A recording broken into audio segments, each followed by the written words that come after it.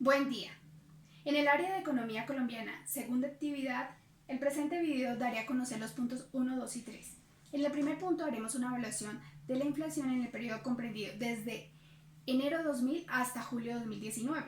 Si bien tiene una tendencia a la baja, entre la causa de la inflación encontramos la inflación por demanda. Sucede que la demanda de un bien o un servicio aumenta tanto que supera la oferta. Inflación por costes. Sucede por el incremento de los costes de la materia prima. Inflación estructural. Se produce cuando sube el precio de un determinado bien o un servicio. Inflación monetaria. Se puede generar cuando aumenta la oferta monetaria por políticas de gobierno. Ahora bien, ¿cómo se puede afectar la inflación? Entre los efectos que impactan la inflación estarían la depreciación de la moneda, incremento salarial. Otros de los factores podrían ser los acreedores porque pierden dinero y los deudores ganan.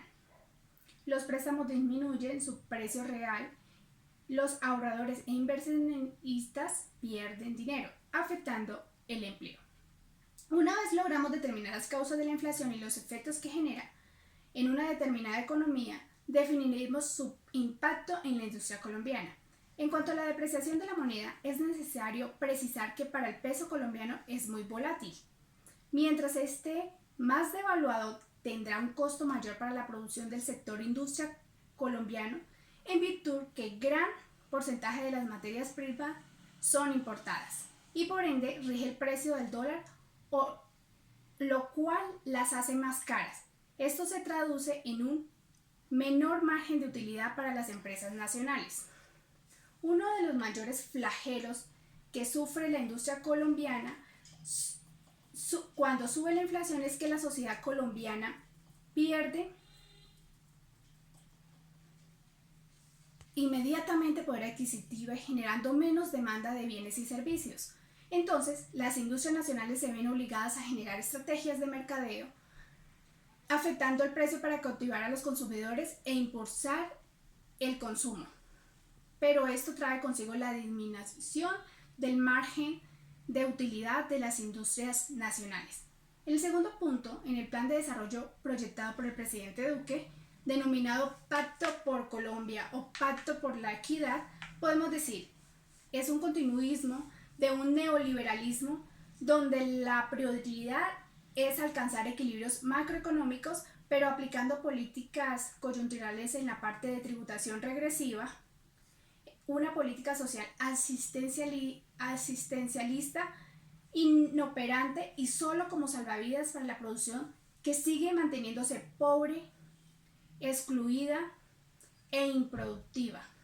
Nada puntual para frenar desequilibrios externos que afectan a la economía nacional, como cuando se presentan coletazos con el conflicto comercial entre China y Estados Unidos que deprecian nuestra moneda, afectando a mediano plazo la inflación, la que no favorece el crecimiento de las exportaciones y mucho menos favorece la generación de empleo. Basándonos en lo anterior, consideramos no hay políticas previstas en el plan de desarrollo que direccione cambios estructurales hacia la productividad y competitividad.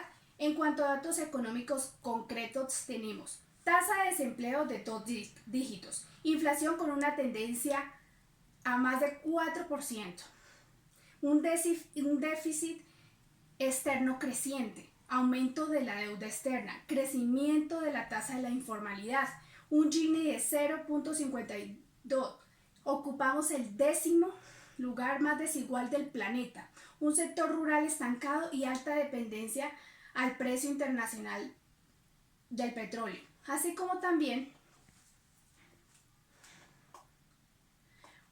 genera una poca confianza del consumidor, una pérdida de confianza del consumidor y gasto público bastante cuestionable en cuanto a la eficiencia y la corrupción.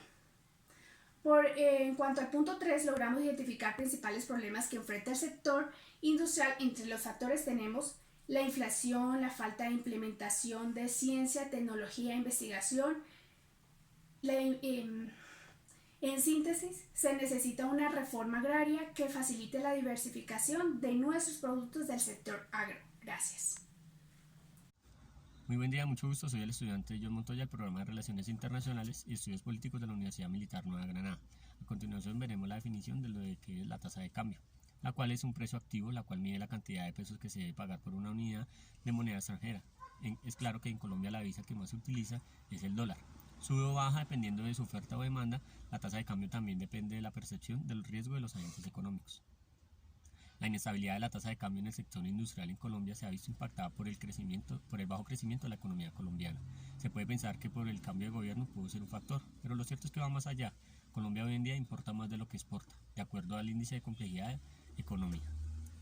La tasa de cambio tiene implicaciones en el sector industrial en diferentes campos. Hablamos de que existe un pesimismo que se presenta en diferentes ámbitos, siendo injustificado su mayoría. También podemos ver que desde el inicio del año 2018 se presentó una incertidumbre económica y política que sumaba a un detrimento en el clima de negociaciones.